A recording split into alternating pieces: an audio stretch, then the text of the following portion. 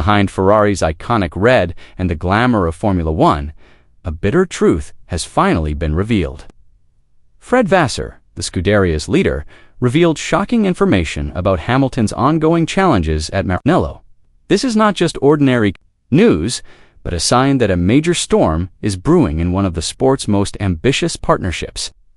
Is this the beginning of the end for Hamilton with Ferrari, or a turning point toward a revival? Let's discuss it. When Lewis Hamilton stepped out of his Ferrari SF25 at the Hungaroring, his shoulders seemed to bear the weight of all the tifosi. His face was grim, his gaze was blank, and his words were sharper than the tight corners of the Hungarian circuit. Useless. One simple word, yet its impact was like a thunderclap that shook the Formula One paddock. Ironically, while Hamilton was humiliating himself, his teammate and internal rival, Charles Leclerc, had just secured pole position. The perfect lap proved that Ferrari had a competitive car under the Budapest sun. But on the other side of the garage, Hamilton, a man recruited with legendary status, was languishing in 12th place on the grid.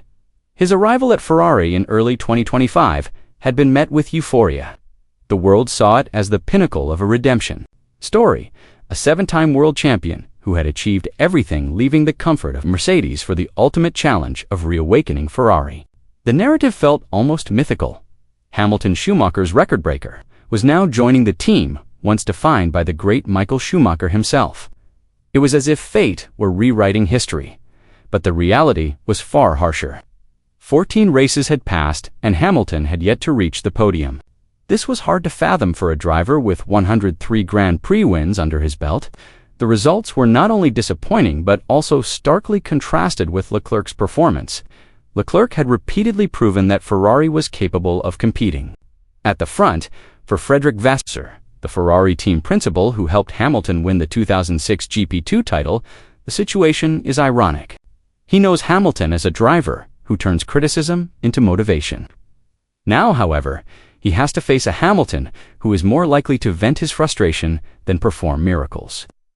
Sometimes he goes too far, Vasser told German media in response to Hamilton's comments at the Hungaroring. Vasser emphasized that Hamilton trailed Leclerc by only 1/10 of a second in qualifying. In Formula One, however, 1/10 of a second is significant. It can mean the difference between advancing to Q3 with a chance at pole position and crashing out in Q2 with no chance at the podium. What seemed trivial to Vasser felt like a huge barrier to Hamilton. The problem wasn't the Ferrari's pure speed. Rather, it was how Hamilton felt with the car. For years at Mercedes, Hamilton had relied on precise braking instincts. He used to enter corners with a longer pedal stroke, slowing the car at the last moment and maintaining stability. This was his signature driving style and the key to many major victories. However, at Ferrari, a different engine braking system coupled with new Brembo materials introduced mid-season undermined that foundation. Reports from Italy even suggested that Hamilton was struggling to gain full confidence when braking. At Spa, he experienced a strange loss of control after his car was fitted with new components. For Vasser, it was only 0.5 of a second per lap. For Hamilton, however, it was akin to the difference between harmonious music and dissonant notes. It's a fine line that can disrupt a champion's instincts. The drama surrounding Ferrari in 2025 was also shaped by the contrasting personalities of its two lead drivers. Lewis Hamilton often speaks in extreme tones, a trait that is evident in his distinctive vocal style. To him, the car could be either perfect or completely undrivable. When he was with Mercedes, a calmer system filtered out his emotions, turning his sharp words into valuable technical input. At Ferrari, however, Hamilton's every sentence seemed to explode into headlines in the Italian media, adding to the existing pressure. In contrast, Charles Leclerc takes a different approach. Despite having disappointed Ferrari in the past, he rarely expresses his frustration publicly. He prefers to appear cool, absorbing pressure without letting it show. For the tifosi Leclerc's, composure symbolizes stability, contrasting with Hamilton's image, which is perceived as more easily shaken. The impact of this difference in character is palpable inside the garage. Two opposing worlds coexist within Ferrari, but instead of complementing each other, they widen the increasingly difficult two-bridge gap.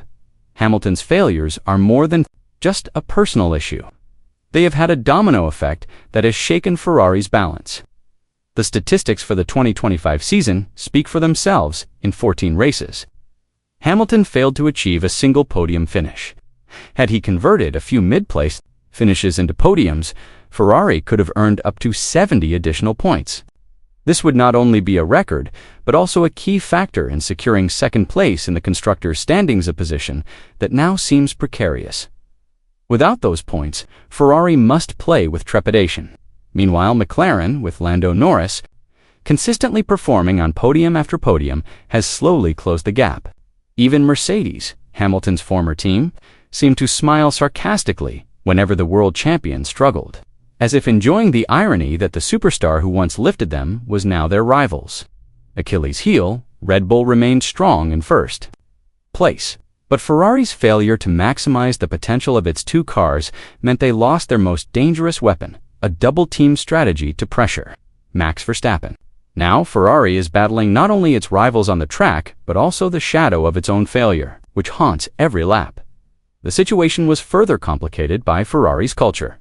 In Italy, everything became public knowledge, including every expression and comment. The passion of the tifosi was admirable, but it could also create incredible pressure. Hamilton, who was vocal, was often accused of creating drama, while Vasser tried to play down the problems by dismissing them as minor. But outside the garage, the world viewed Ferrari as a fragile team. Rumors had begun to circulate, including reports of a management shakeup and speculation about strategic disharmony. There were even wild rumors that Ferrari was seeking a new figure to strengthen the team structure. The challenges facing Ferrari and Lewis Hamilton won't end with the 2025 season. 2026 will bring a new chapter to Formula One, with significant technical regulations poised to shake up the balance of power between teams. A new engine era, different aerodynamics, and demands for energy efficiency will make competition fiercer than ever.